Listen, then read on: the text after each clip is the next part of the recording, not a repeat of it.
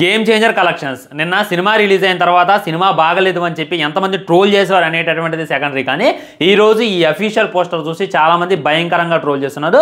నాకు కూడా కింద భయంకరమైనటువంటి నెగిటివ్ కామెంట్స్ పెడుతున్నారు అనమాట. ఇందులో కలెక్షన్ వీడియో చేసినప్పుడు ఒకడు ఏమంటాడంటే పుష్ప కలెక్షన్స్ ఫేక్ అంటాడు, దేవరా కలెక్షన్స్ నిజమా అంటాడు, కల్కి కలెక్షన్స్ నిజమా అంటాడు. ఈ విధంగా చాలామంది చాలా రకాలుగా అయితే మాట్లాడుతున్నారు అనమాట.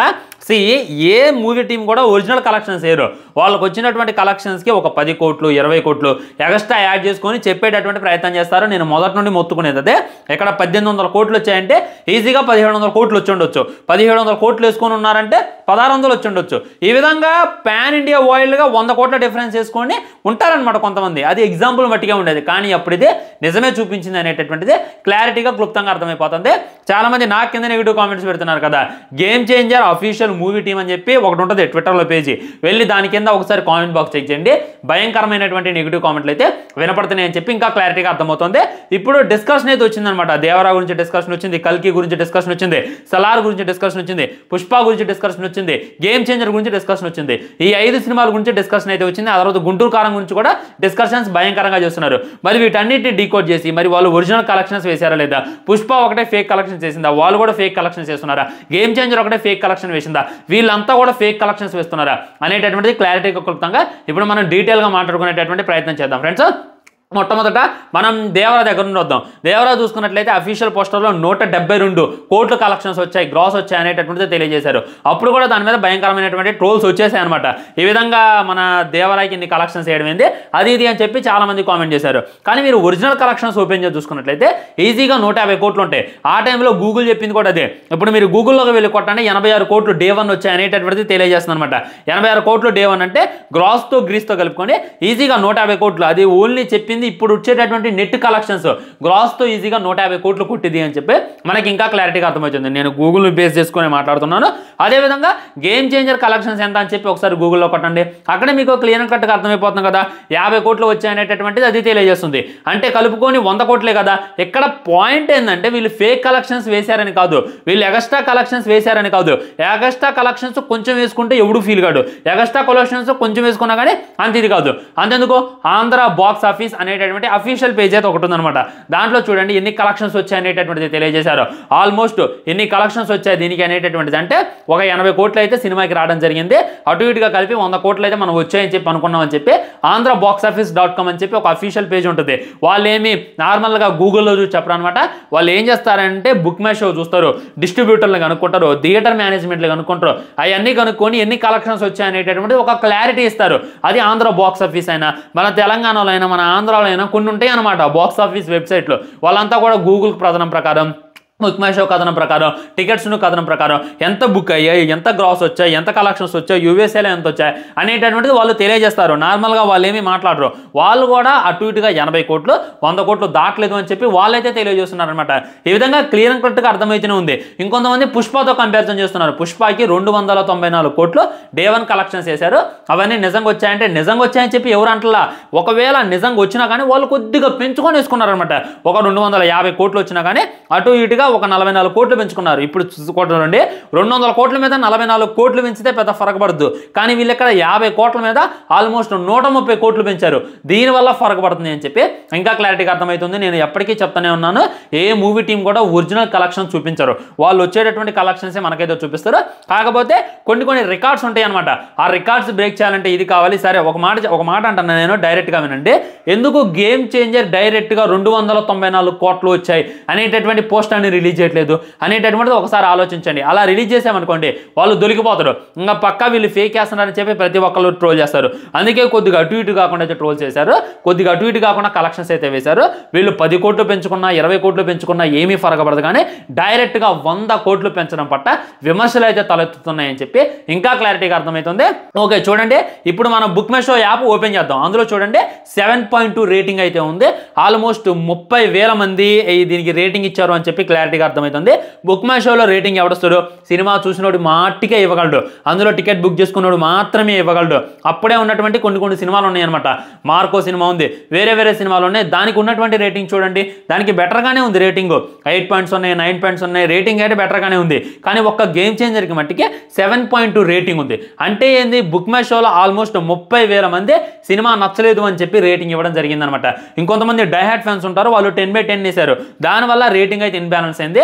మీరు వెయిట్ చేసి చూడండి, ఒక 10 రోజుల కల్లా 6 పాయింట్స్గా రేటింగ్ పడకపోతే చూడండి. అందుకు IMDbలో కూడా చూడండి, రేటింగ్ చాలా తక్కువగా ఉందన్నమాట. దీన్ని బట్టి మీకు అర్థమయ్యేది ఏంది, సినిమా మీద నెగిటివ్ ఏం స్ప్రెడ్ కావట్లేదు, సినిమానే నెగిటివ్ ఉంది. సినిమా బాగలేదని చెప్పి ఎవరు చెప్పట్లేదు, సినిమానే బాగలేదు అని చెప్పి ఇంకా క్లారిటీగా అర్థమవుతుంది. నేను ఇంకా డీప్గా డిస్కషన్ చేసిన, ఇంకా డీప్గా మాట్లాడుతున్నాను. నార్త్లో సైతం మన రామ్ చరణ్ అన్న నవ్వునైనా, ఒకప్పుడు అల్లు అర్జున్ గారి నవ్వుని ట్రోల్ చేసేవాళ్ళు, కానీ ఇప్పుడు రామ్ చరణ్ అన్న నవ్వుని ట్రోల్ చేస్తున్నారు, రామ్ చరణ్ అన్న లుక్స్ని ట్రోల్ చేస్తున్నారంటే ఇక అర్థం చేసుకోండి. మన శంకర్ గారు ఎవరైతే ఉన్నారో మనకేమి మాస్టర్ పీస్, ఇలా మనకు కూడా సరైనటువంటి గుణపం దింపేటటువంటి ప్రయత్నం చేసిందని చెప్పి ఫ్యాన్సే వాపోతున్నారు. ఫ్యాన్స్ సైతం శంకర్ గారిని తిరుగుతున్నారు, తమిళ వాళ్ళు సైతం అసలు ఇది శంకర్ సినిమానేనని చెప్పి ప్రతి ఒక్కళ్ళు అనుకుంటున్నారు. ఈ విధంగా అక్కడ ఎక్కడ నెగిటివ్ స్ప్రెడ్ అవుతూనే ఉంది, ఎక్కడ రేటింగ్ తక్కువ వస్తూనే ఉంది. సో ఇక్కడ వచ్చేటటువంటి రేటింగ్కి, ఇక్కడ వచ్చేటటువంటి వీడియోకి, వాళ్ళు చెప్పేటటువంటి ఆడియోకి సంబంధం లేకుండా ఉంది. అందుకే ప్రతి ఒక్కళ్ళు కామెంట్ చేస్తున్నారు. దేవరా 172 కలెక్షన్స్ అన్నప్పుడు యాంటీ ఫ్యాన్స్ ట్రోల్ చేశారు, కాదంటలా. పుష్ప 294 కోట్లు ఉన్నప్పుడు వేరే ఫ్యాన్స్ ట్రోల్ చేశారు, కాదంటలా. చాలామంది నమ్మలేదు, కానీ ఎంత భయంకరంగా అయితే ట్రోల్ చేయలేదు అని చెప్పి మీరు గుర్తుపెట్టుకోండి. ఒకటి మీరు ఇక్కడ ఇది కావాలి, ఒకటి మీరు ఇప్పుడు ఇది కావాలి. ఆల్మోస్ట్ సినిమా చూసేశారు చాలామంది, సినిమా చూడని వాళ్ళైతే ఎవరు లేరు. ఎందుకంటే HD ప్రింట్ కూడా అవైలబుల్లో ఉంది, రూల్స్లోని గిల్స్లోనూ చూసిన వాళ్ళు కూడా చాలామంది ఉన్నారు. సినిమా రిలీజ్ అయినటువంటి 1 గంటలోనే HD ప్రింట్ అయితే లీక్ అయింది. దీనివల్ల ఈ విధమైనటువంటి నెగిటివ్ కామెంట్లు అయితే వినపడుతున్నాయి. సినిమా చూడకుండా ఎవడు కూడా ఇంత విష ప్రచారం చేయడు. విష ప్రచారం చేస్తున్నారు అంటే అది పవన్ కళ్యాణ్ గారి సినిమా అనుకున్నాం. ఎందుకంటే పవన్ కళ్యాణ్ గారికి హేటర్స్ ఉంటారు, ఆయన ఒక రాజకీయ నాయకుడు, ఆయన సినిమాకి విష ప్రచారం చేస్తారంటే చేస్తారు. కానీ ఈ సినిమాకి అంత విష ప్రచారం జరగాల్సింది లేదు. రామ్ చరణ్ అన్న చాలా మంచి వ్యక్తి, చాలా ఉన్నతమైనటువంటి వ్యక్తి. ఏ రోజు కూడా స్టేజ్ ఎక్కి ఓవర్గా మాట్లాడలేదు, ఏ రోజు కూడా స్టేజ్ ఎక్కి బిల్డప్ లేదు అనేటటువంటిది రియాలిటీ. పుష్ప 2తో కంపారిజన్ చేయాలి అంటే, పుష్ప 2 ఏదైతే ఉందో పాన్ ఇండియా సినిమా, పుష్ప 2 ఏదైతే ఉందో ప్రీక్వెల్ సినిమా, పుష్ప 2 ఏదైతే ఉందో అది బీభత్సమైనటువంటి హైప్ సంపాదించుకున్నటువంటి సినిమా. ఒకసారి బీహార్లో ఈవెంట్లో పెట్టినప్పుడు ఎట్టొచ్చారు, USAలో ఈవెంట్ పెట్టినప్పుడు ఎట్టొచ్చారు, కొచ్చిలో ఈవెంట్ పెట్టినప్పుడు ఎట్టొచ్చారు, తెలంగాణ ఈవెంట్ పెట్టినప్పుడు ఎట్టొచ్చారు, అల్లు అర్జున్ ఏ రేంజ్లో ప్రమోట్ చేసిండు, జనం ఎలా వచ్చారు, సంధ్యా థియేటర్లో ఆ అరెస్ట్ కావడం వల్ల, ఆ తొక్కిసలాట జరగడం వల్ల ఇంకా సినిమాకి ఎంత పబ్లిసిటీ వచ్చింది అనేటటువంటిది ఒకసారి ఊహించుకోండి. దానివల్ల ఆ సినిమాకి ఎన్ని కలెక్షన్స్ వచ్చాయి. ఇప్పుడు నేనే ఉన్నా, మగధీర 2 తీస్తే భయంకరమైనటువంటి కలెక్షన్స్ వస్తాయి. డే 1 300 కోట్లు వచ్చిన ఆశ్చర్యం లేదు, RRR 2 తీస్తే డే 1 400 కోట్లు వచ్చిన ఆశ్చర్యం లేదు, బాహుబలి 3 తీస్తే డే 1 500 కోట్లు వచ్చిన ఆశ్చర్యం లేదు. ఈ విధంగా సీక్వెల్కి ఒక రిధం ఉంటుంది అనమాట. సీక్వెల్ అంటే నార్త్ వాళ్ళు పడి చచ్చిపోతారు. స్త్రీ సినిమాకే డే 1 200 కోట్లు ఇచ్చారు. ఈ విధంగా సీక్వెల్కి అక్కడ ఉన్నతమైనటువంటి రికార్డ్స్ వస్తాయి, ఉన్నతమైనటువంటి కలెక్షన్స్ వస్తాయి. అది మీకు తెలుసు, నాకు తెలుసు.